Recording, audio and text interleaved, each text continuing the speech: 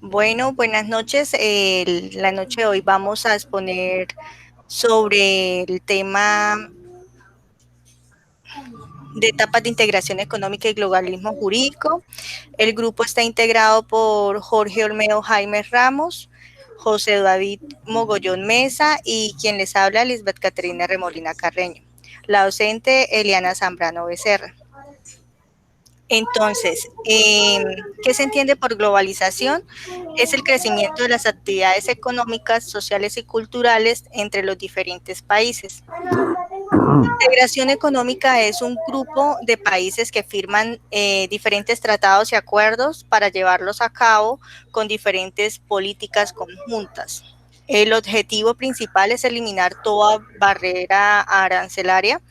¿Qué se entiende por arancel? Arancel es el impuesto que se paga en las aduanas por importar o exportar mercancías, bien o un servicio. El objetivo de todo esto es aumentar el comercio y mejorar el nivel de vida para cada país miembro de esta organización. Las etapas, la integración económica tiene unas etapas, son 5, la cual es la primera, sociedad económica. La sociedad económica nos habla de los países miembros que intentan reglamentar las decisiones con una sola constitución, es decir, que están más determinados por los acuerdos y tratados comerciales que por los mismos comportamientos que tenga internamente cada país. Nos habla sobre la otra etapa que es unión económica, la cual es de carácter vital para lograr una unión monetaria. Es decir, el ente supranacional es quien nos dice por medio de cuál moneda se establecen los negocios que se hagan entre los países miembros. Esto es con el fin que evitar tanto el cambio de moneda, que de pronto el otro país tenga desventaja en este convenio. Otra etapa es el mercado común.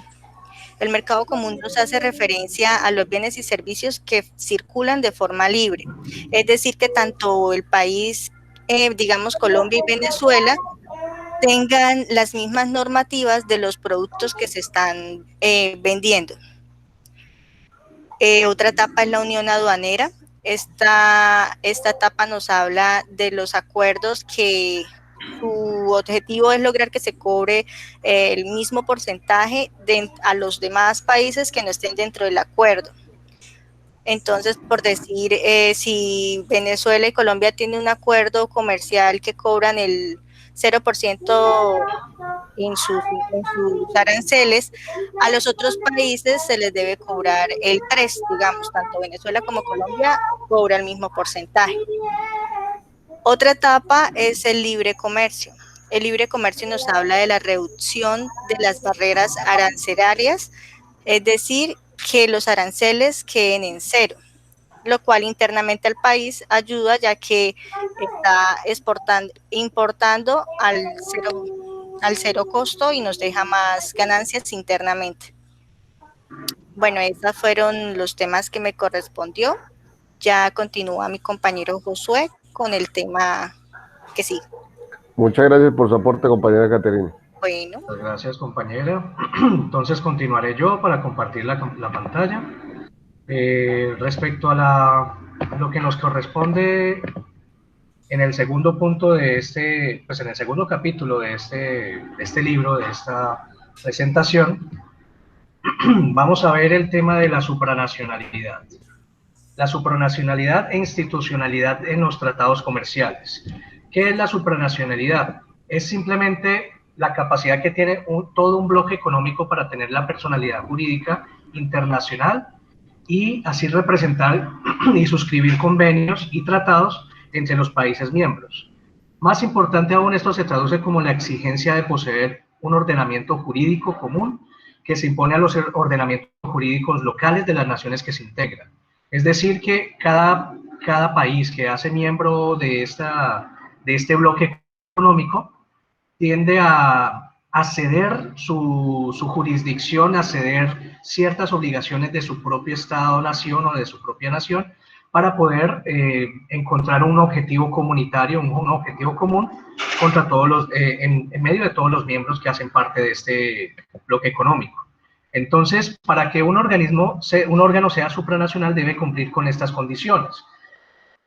Primero que todo, sus miembros no deben representar a ningún Estado y se deben encontrar desvinculados de sus nacionalidades, de manera que responda únicamente a los intereses comunitarios sin recibir instrucciones de ningún gobierno. Es decir, debe ser totalmente independiente y no debe tener ninguna especie de intervención con respecto a los países miembros, porque esto representaría como una especie de corrupción o de pronto no el objetivo que quiere lograr la institucionalidad en este caso.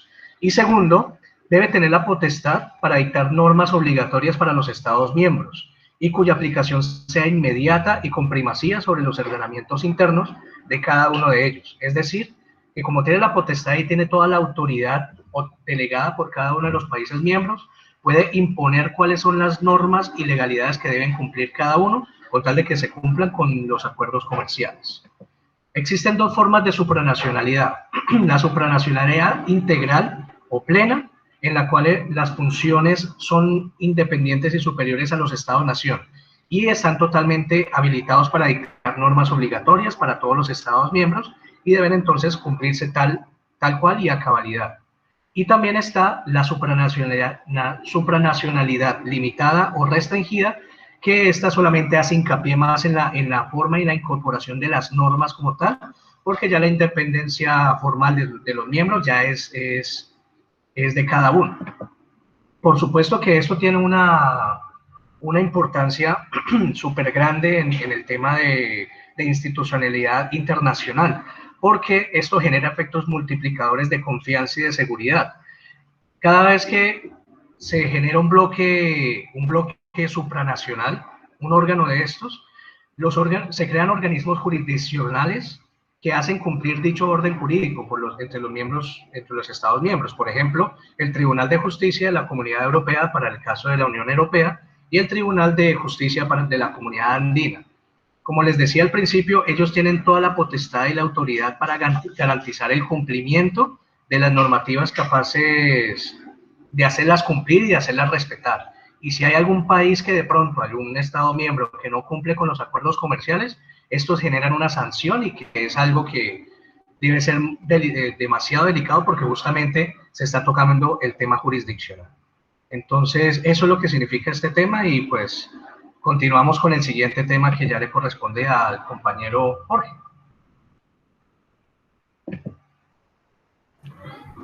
Muchas gracias, compañero, por su aporte.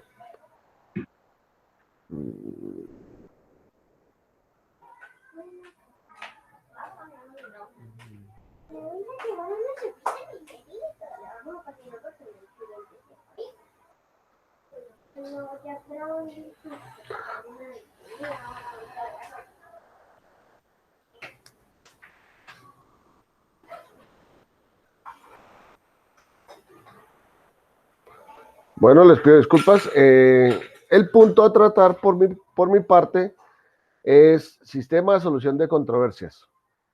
Básicamente, el sistema de solución de controversias está compuesto por diferentes entidades o entidades regulatorias en realidad. Dentro de lo que leí, pues la más importante de ellas es la OMC, que pues se identifica con la solución de diferencias entre diferentes países. Este ente se creó con el fin de ser un facilitador entre los acuerdos e intercambios generados entre los países y su entrada en funcionamiento fue en 1995.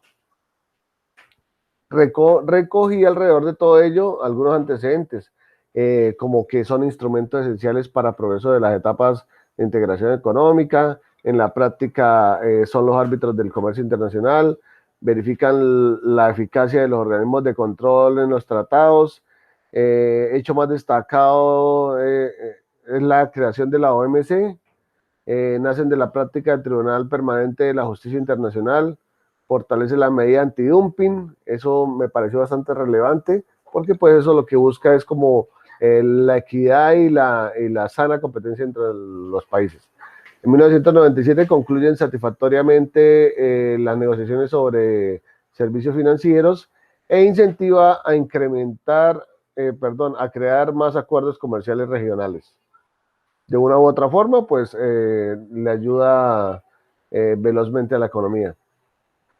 Dentro de la síntesis, la OMC, al ser una organización que se ocupa de las normas que rigen el comercio internacional, para facilitar el libre comercio, el desmonte de aranceles, la transparencia y fluidez de los acuerdos comerciales, utiliza varios instrumentos jurídicos para contribuir a la solidez y confianza de los acuerdos multilaterales firmados, una normativa de los acuerdos comerciales, un sistema de examen de políticas comerciales y un mecanismo de solución de controversias. Entonces, como pueden ver, básicamente es un ente mediador. Regula pues que todas las condiciones se den por igual en medio de las dos partes. También pude ver otro ente regulador, y es el GATT, ¿sí? Dentro de la historia del GATT dice que el 30 de octubre de 1947, digamos, fue uno de los hechos más relevantes. 23 países firmaron el acta final de acuerdo general sobre aranceles aduaneros, ¿sí? Eso fue, digamos, uno de los logros más significativos del GATT. Tras un periodo de intensas negociaciones, las negociaciones principales que habían mantenido profundas discrepancias sobre el nivel de ambición que debía alcanzar las negociaciones, lograron al final superar sus diferencias. Y por otra parte, tenemos el MERPC, que significa Mecanismo de Revisión de las Políticas Comerciales, ¿sí? Otro ente de regulación. Es otro instrumento para garantizar la transparencia de la OMC, o sea, es básicamente como un ente que se dedica a ver el funcionamiento de los otros, pues un regulador. La transparencia de la OMC en la facilitación del comercio mundial, el objetivo de permitir una mayor transparencia y una mejor comprensión de las políticas y prácticas comerciales de los miembros de la OMC, fomentar un mayor respeto hacia las reglas vigentes del sistema comercial multilateral y en consecuencia favorecer el buen funcionamiento del sistema. Con eso culmino mi presentación. Muchas gracias, compañeros.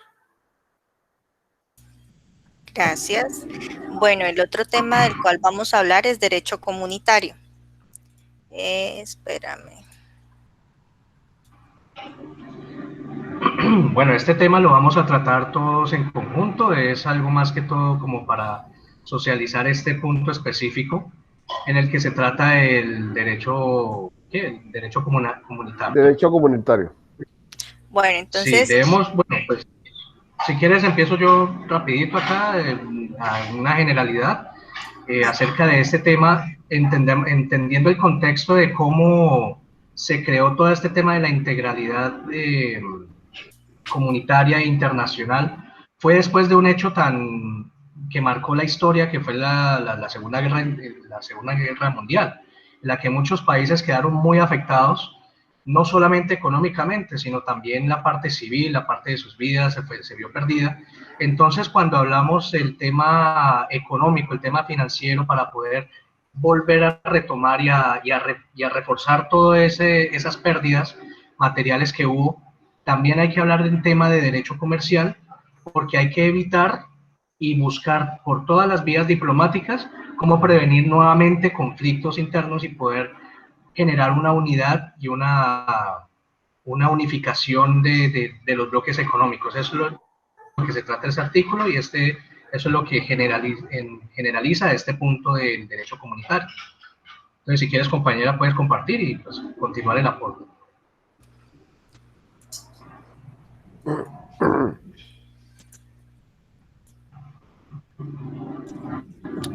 Bueno, entonces, como lo decía el compañero Josué, derecho comunitario se originó después de la Segunda Guerra Mundial. Este derecho es la integración económica de un nuevo derecho. El derecho comunitario se define como el conjunto de normas de cada nación en proceso de integración económica y política. Se manifiesta de dos formas, el derecho originario y el derecho privado. El derecho originario es el que se conoce de mayor rango, ya que es el que tiene los diversos tratados y reformas de los estados que son miembros de esta comunidad. Y el derecho privado se somete al originario, es más integrado por las normas jurídicas y las de los reglamentos y directivas propias de cada proceso que corresponda. Ok, compañera, muchas gracias. Me gustaría agregar que pues el derecho comunitario nace de la supranacionalidad. Me pareció bastante relevante renombrarlo, pues porque fue el artículo con el que pues, nos compartió nuestro compañero Josué.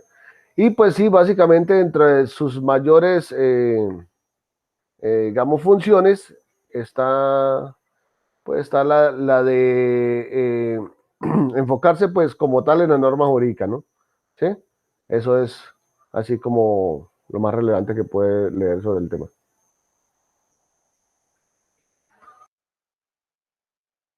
Bueno, ya con este tema finalizamos la exposición. Muchas gracias a todos por el tiempo. Buenas noches.